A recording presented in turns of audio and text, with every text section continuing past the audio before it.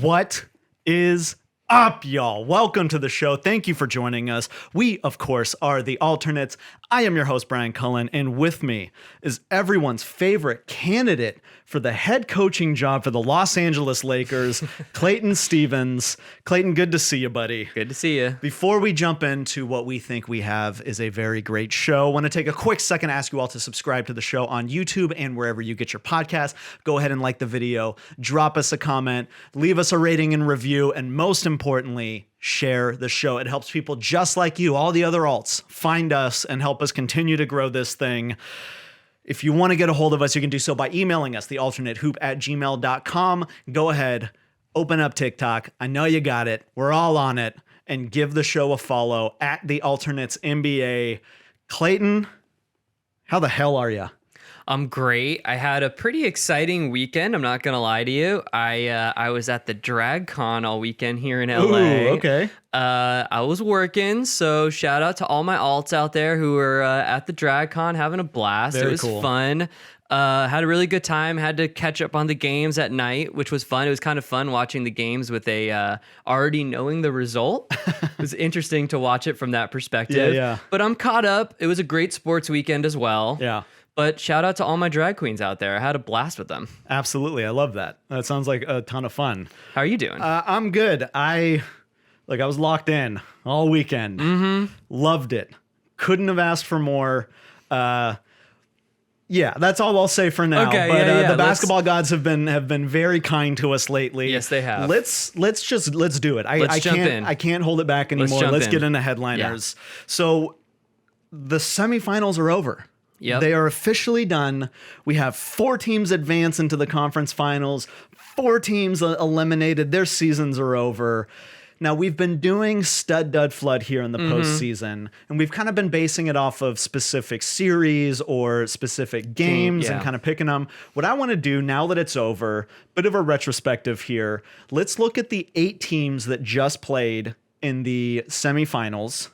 And we're going to go through each one and kind of pick a stud, dud, or open the flood on each one of these teams. Okay, yeah, I got it. Let's do it. So let's start with the Miami-Philly matchup. So Miami downs the Sixers, 99-90. Miami advances to the conference finals. Philly is out.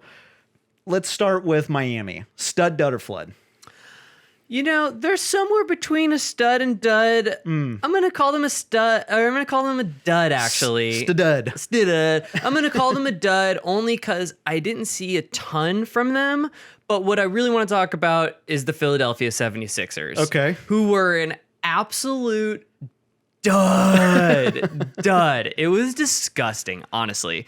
Like, Here's a perfect 76er stat, I think, that just shows like the lack of hustle, the lack of care that happened in this game.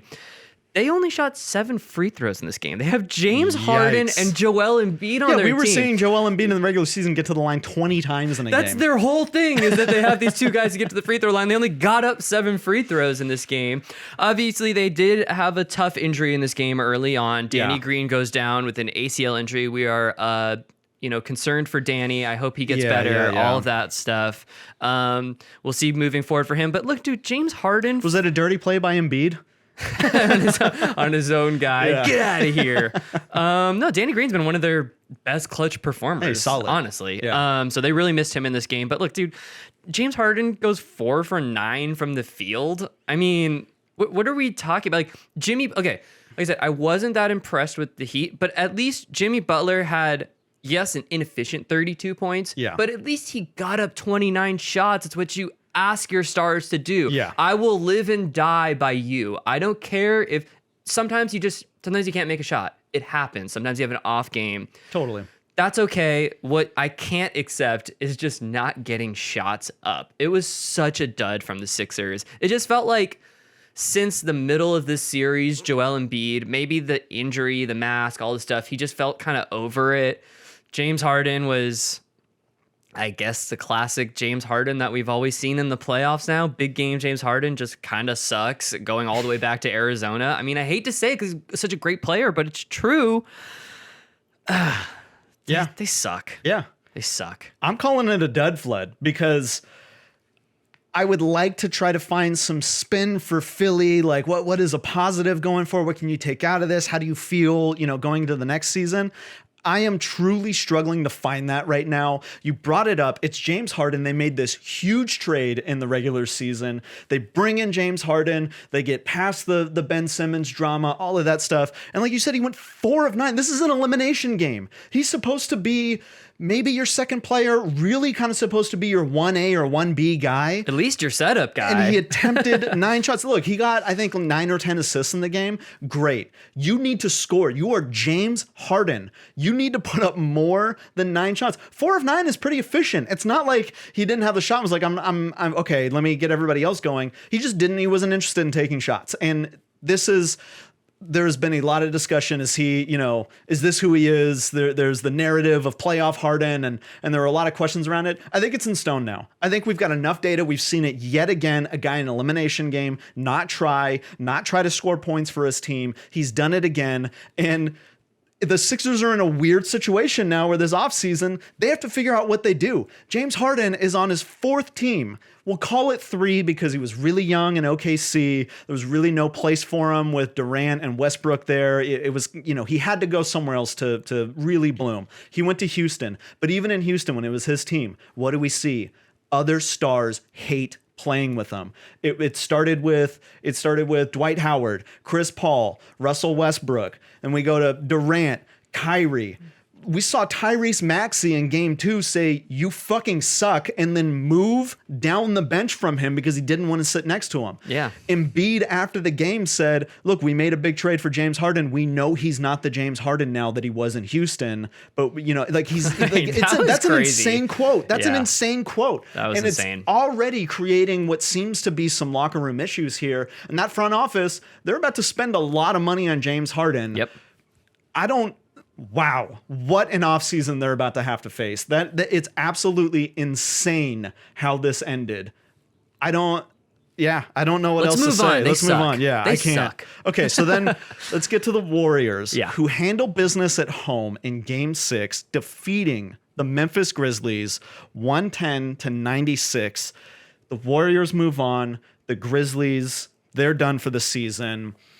Warriors, what do you think of them? Stud, Yeah. right? I mean, it felt like the Warriors really found themselves in the series again. Yeah. Obviously, we get a vintage Klay Thompson performance. Game 6 Klay is back. He's back, right? He just has just that special touch that at times is just undescribable, really. It's just amazing. And the Splash Brothers reunite again. Klay goes for 30, Steph goes for 29. And of course, we got to talk about the biggest thing that happened in this game. Kevon Looney. Yeah. 22 rebounds? Excuse me? 11 offensive, 11 defensive, too. He had, I think, 11 rebounds in the first quarter. Yeah. Absolutely nuts. Let's talk about the rebounding here for a second. Golden State grabbed 70 boards, 70 boards to Memphis's 44. That's, I think, the second most rebounds ever grabbed in a playoff game in NBA history. I believe I have that right. Insane. Absolutely insane. I love what the adjustments that the Warriors made with putting Kevon Looney in the starting lineup, after that game 5 beatdown that they got. And the other adjustment they made from game 5 that I thought was really smart was they took Andrew Wiggins, arguably their best perimeter defender. Yes. And they looked at game 5 and they said, "Hey, this guy Tyus Jones, he ate us alive in Memphis. Let's make sure that doesn't happen again. We're not even going to consider the opportunity of a repeat on that." And they put Andrew Wiggins on Tyus Jones, and they basically said, "Okay, Dylan Brooks, beat us." And credit to Dylan Brooks. He was good. He scored the ball. He had a great game. I've had some tough words for him, but he was really good in this game. But they just made beautiful defensive adjustments and handled business. Stud all the way. What about the Grizzlies?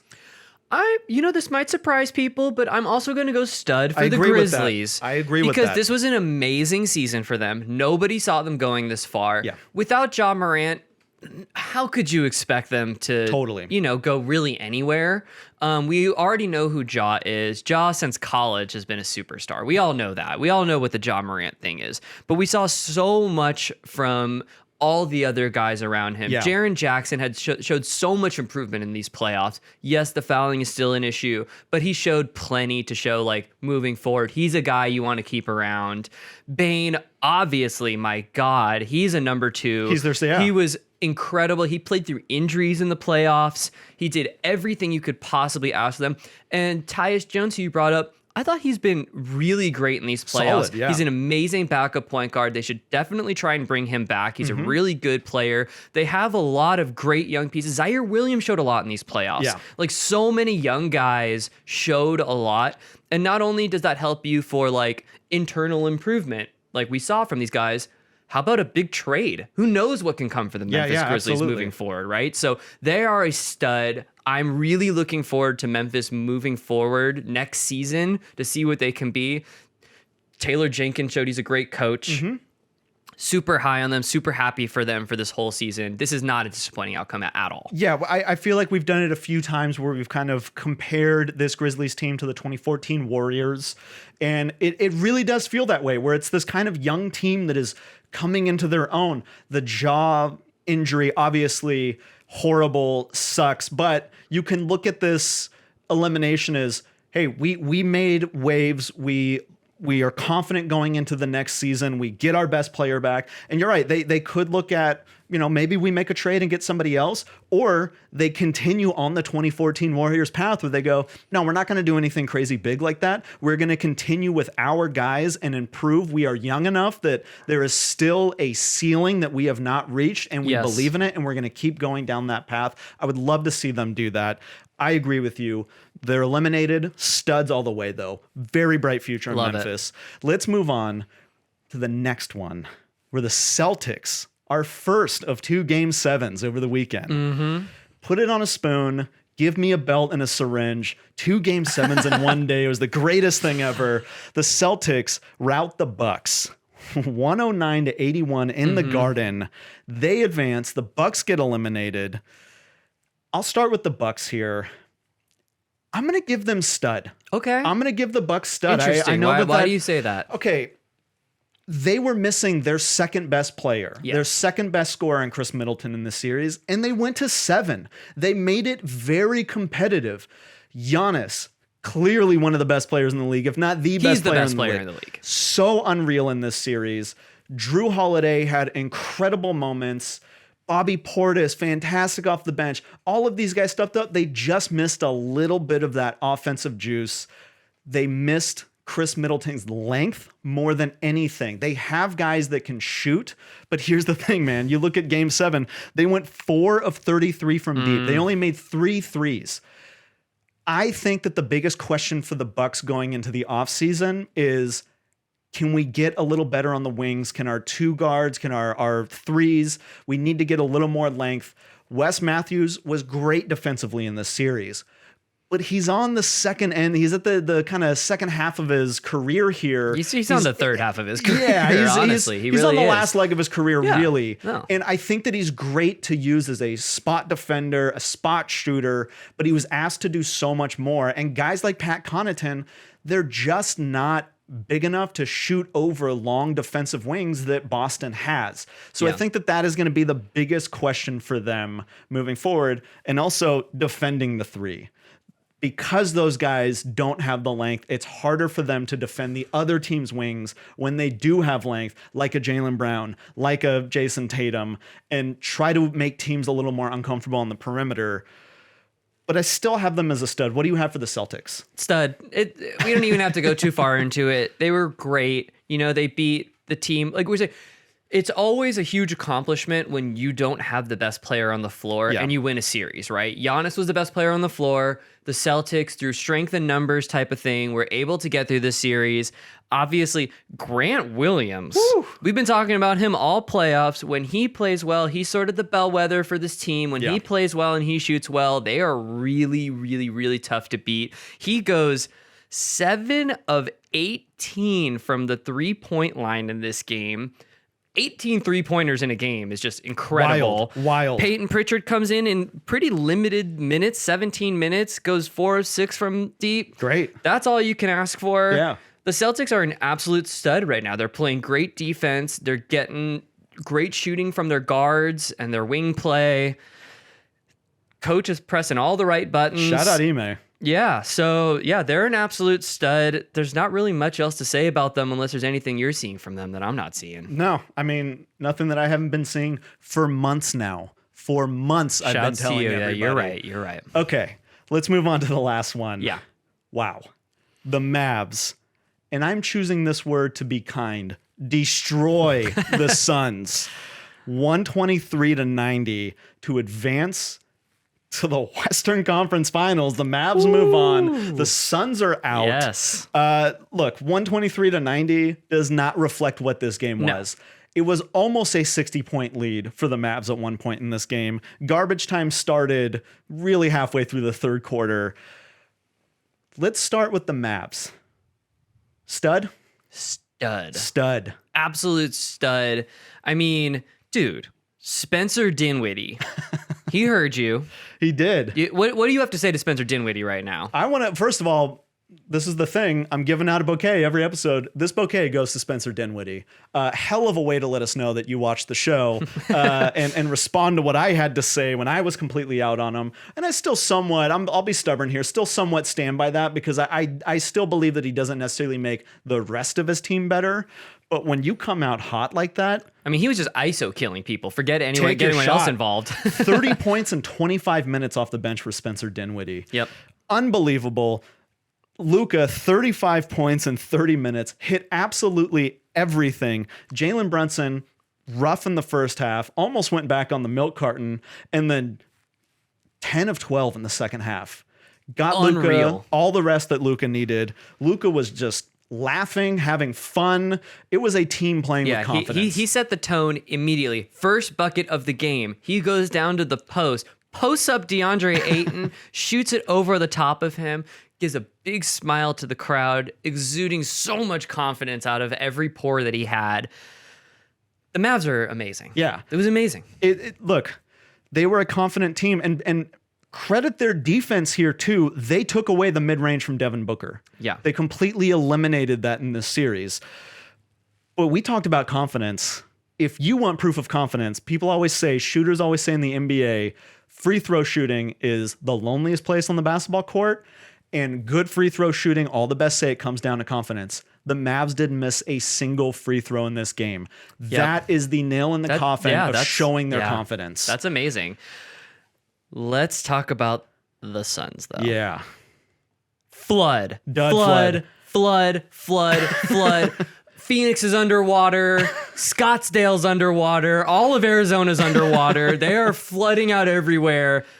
Oh my God. Wow. This was one of the worst losses in NBA history. Truly. For a game 7 in the playoffs. When you think about everything at stake and all the narrative and all of that, yes. 64 games. They won 64 games this season. They had home court advantage. They had every reason to win this game.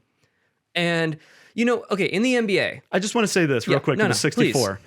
Only 2 teams in NBA history have won 64 or more games and not made it to a conference final. Do you know who the second is? The Mavericks. The Mavericks. Yes. Okay. Wow. That's funny. I didn't even think of that till right now. That's really funny. So look, when this game started, first quarter, they kept it kind of close, right? It was in the balance, right? At the beginning of the second quarter. What a nice guy. The beginning of the second quarter, the Mavs go on a quick run and the Suns call a timeout. I think they're down 15, 16 points at that point. And we know in the NBA, 15, 20 points, especially early in a game, it's nothing. That the other team's going to make a run. Yeah. It's no big deal. You'll get back in the game. And it just feels like, where's the run? Where's the shots? Who's putting up the... Chris Paul didn't shoot.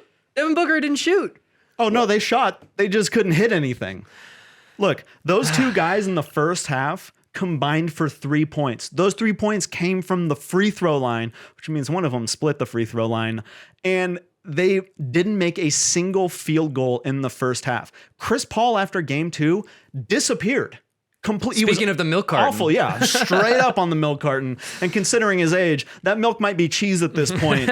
I don't know what's going on. Devin Booker, same thing. Struggled to score. Struggled to get to his spots. DeAndre Ayton, Woof. 4 rebounds in the first half. He was so bad in the first half. He got benched in the second half. He played a little more than 3 minutes in the second half of an elimination game. Yeah, I mean, the game was over, halfway through the third quarter. Yeah. I mean, you can still try to go for it, though. And Yeah. we're talking about 3 minutes in the third quarter is all that he played. They have some major soul. It's such a demoralizing loss. Yeah. This is the kind of thing that the way you respond could make or break you. Chris Paul, look, we've said Devin Booker is the best player on this team, but Chris Paul is the most important. Going into the next season, your most important player is 38 years old. That is scary. Now, guys like Cam Johnson, who were rough, have room for improvement. We saw Mikal Bridges struggle in the postseason last year and completely step up this season. Yeah, that's true. I will give that to Cam Johnson. He definitely can. He can turn this around. He's young enough. Chris Paul and DeAndre Ayton are the 2 biggest questions this offseason because DeAndre Ayton's a restricted free agent. Chris Paul, can you get it again out of him? Can you expect a healthy, solid season like this at 38 years of age? I don't know. When are they going to get a bracket this good again, by the way? Yeah, this is so wide open. Wow, incredible. I said meltdown almost jokingly a couple episodes. This was like Chernobyl in Phoenix. Oh, yeah. This was a volcanic eruption. Yeah, unbelievable. Wow, I don't know what else to say, so let's move on. Yeah. Let's get into start today. Yes. Which is funny because basically we're at the end of the playoffs here. So we're doing an EP version of start. This is the start today the 7 EP. inch. Yeah. Yeah, this is the 7-inch of start today, where we're going to look at the conference finals. Let's start in the East. Yeah. Where the Miami Heat are taking on the Boston Celtics. Now, this one is interesting to me because these teams played 3 times in the regular season. Mm-hmm. Boston owned the season series 2-1. I'm calling it a split because one of those games, Boston killed Miami, but Miami was sitting PJ Tucker, Kyle Lowry, and Jimmy Butler. Yeah. So I'm going to call it a series let's take split. that game off. Yeah, we'll Yeah, take I that agree. game off. The last time they played was at the end of March, and Miami absolutely dominated in that game. Yeah. They were in the middle of a winning streak. They were healthy. So I think this makes it very interesting. And Boston was playing really well at that time. Yes, and these are the 1 and 2 seed. Yeah. They, in terms of offensive and defensive ratings, they're both top 10 in offense, top 5 in defense.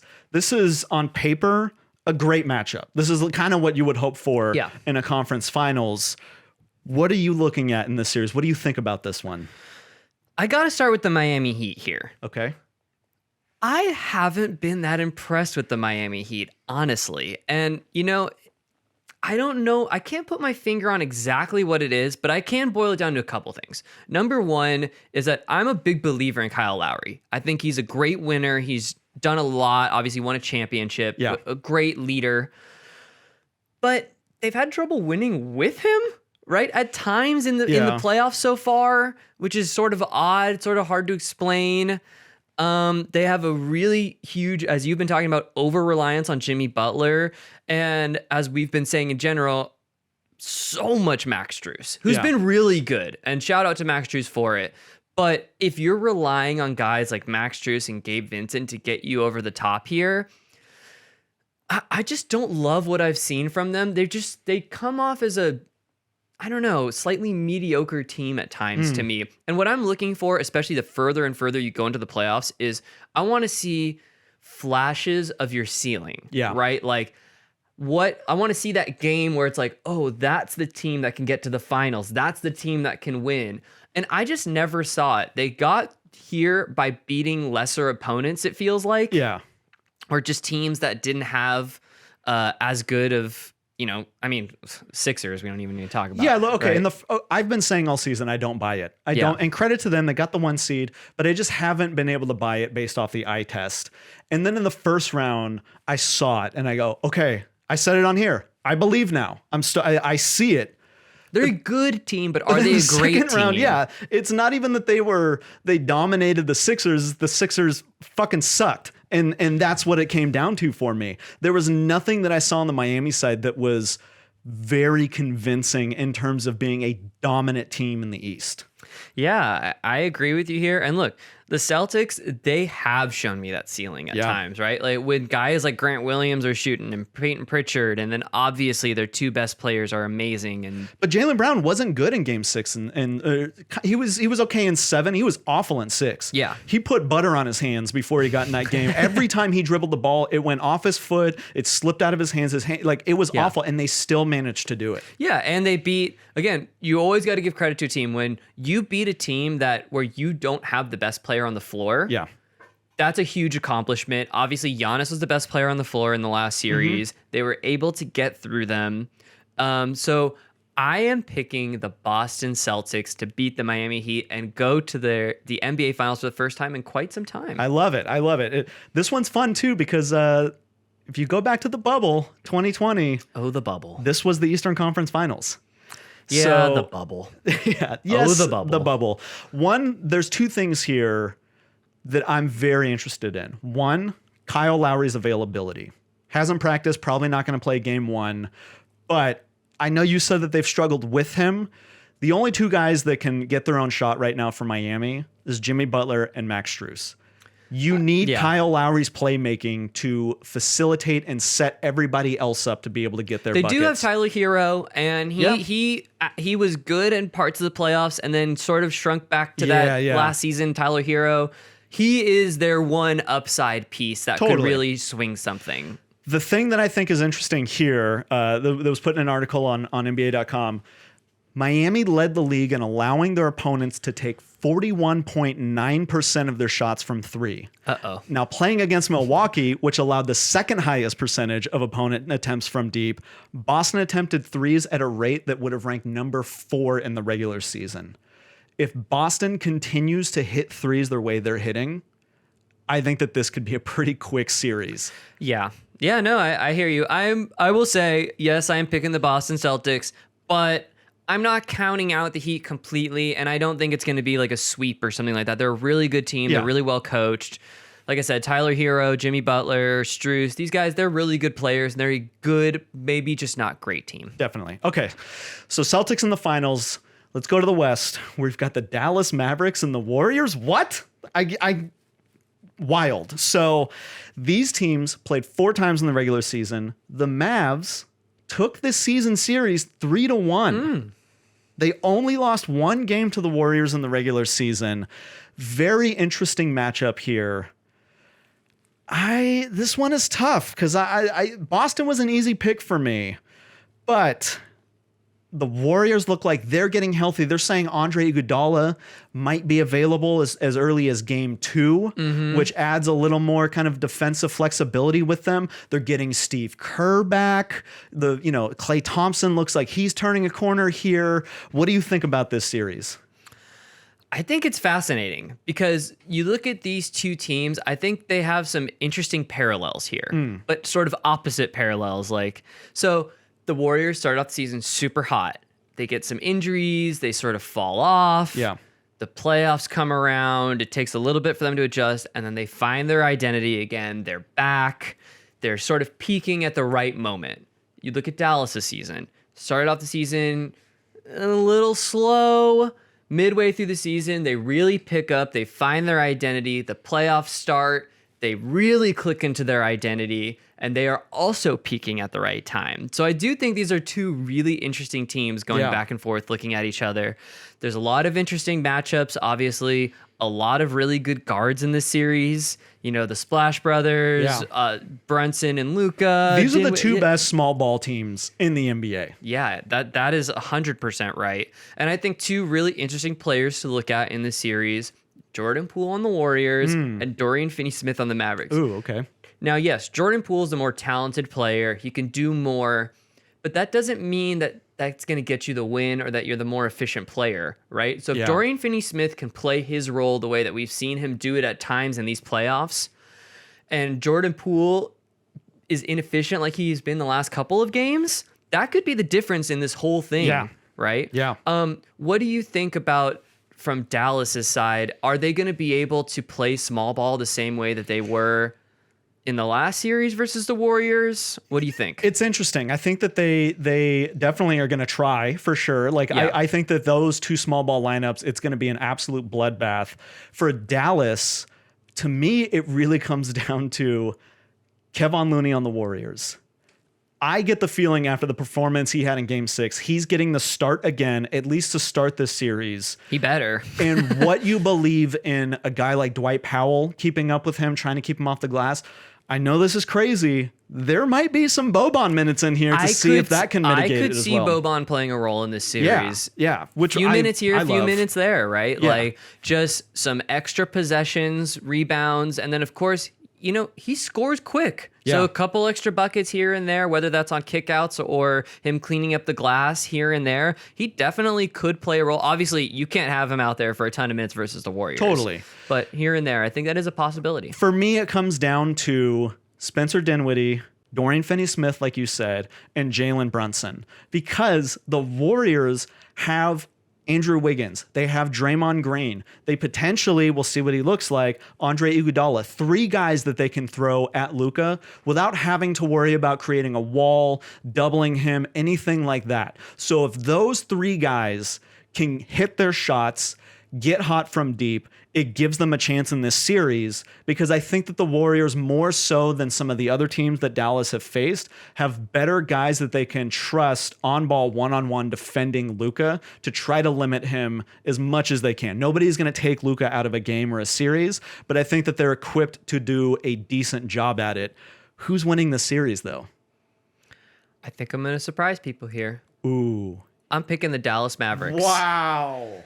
And I know that might sound wild to people, but look, they have the best player in the series. I truly believe that. Better than Steph Curry? I believe Luka right now is playing better than Steph Curry. I do believe that. That is spicy. I know it's spicy, but look, it's going to be an uphill battle. Yeah. If Dallas is going to win this, it's certainly not going to be short. It's going to be a long series.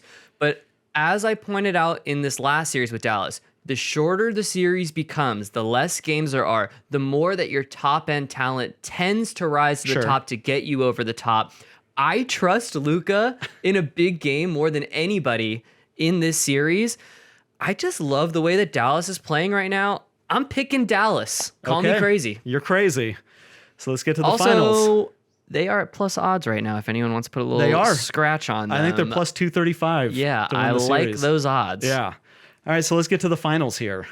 We've got the Dallas Mavericks taking on the Boston Celtics. What do you think, man? I mean, this is an interesting... We definitely have not gotten this matchup. I know we got to this conference finals before and start today, but we have not gotten with the Mavericks and Celtics here in the finals. This is a first-time finals matchup and start today.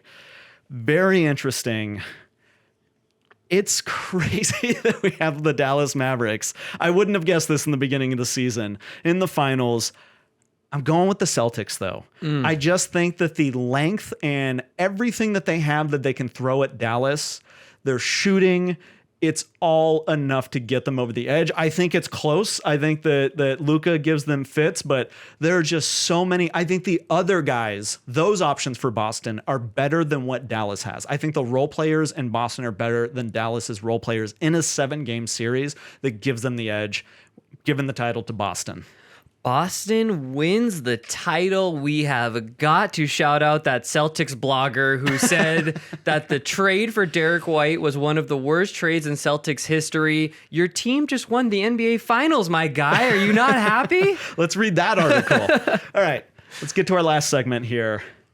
Obviously, it's Duo Jam. Yeah. So let's recap last week where we had the Celtics taking on the Bucks. I picked the Bucks. You took the Celtics. You had the double wing matcher, the double wing duo. Yep. Out of Boston with Jason Tatum and Jaylen Brown, both incredible players. Jason Tatum put up 203.3 fantasy points. Yeah. Oh my God. I like that. Jaylen Brown, 137.3. Not bad. Great. Not bad. I had the traditional small big, Drew Holiday and Giannis. Drew put up 180.9 fantasy points. Wow. I think those blocks and steals helped me out. And then Giannis. Best player in the world. 259.3 fantasy points last week. God. Another domination by the comeback king. He's back. He's back, folks. I'm turning it on in the postseason. I lulled you to sleep, and I'm coming back. I got my 5th win of the season here. I don't know how you even got into the playoffs. There must have been an expanded play-in or something This like is parody, that. dude. This is parody. So I get the win. Very exciting for me. This week, we are going to look at the Western Conference Finals. Warriors versus Dallas. I'm going to pick the Dubs here, leaving you with Dallas.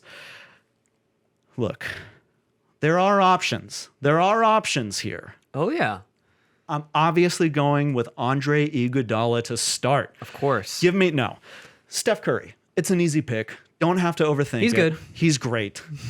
Draymond Green is a guy that gets you a lot of fantasy points with rebounds, steals, assists, blocks, all of that stuff. And Kevon Looney averages 22 rebounds Yeah, a 22 game, rebounds. so- That's pretty good. But I'm going with the Splash Brothers. Give me Klay Thompson. I yeah. believe that it's not just a Game 6 performance. You know, he came back late in the season after basically 3 years of not playing. I think that we are seeing the returns on conditioning here. He's back. I'm back. Give me the Splash Brothers. Who do you got out of the Mavs?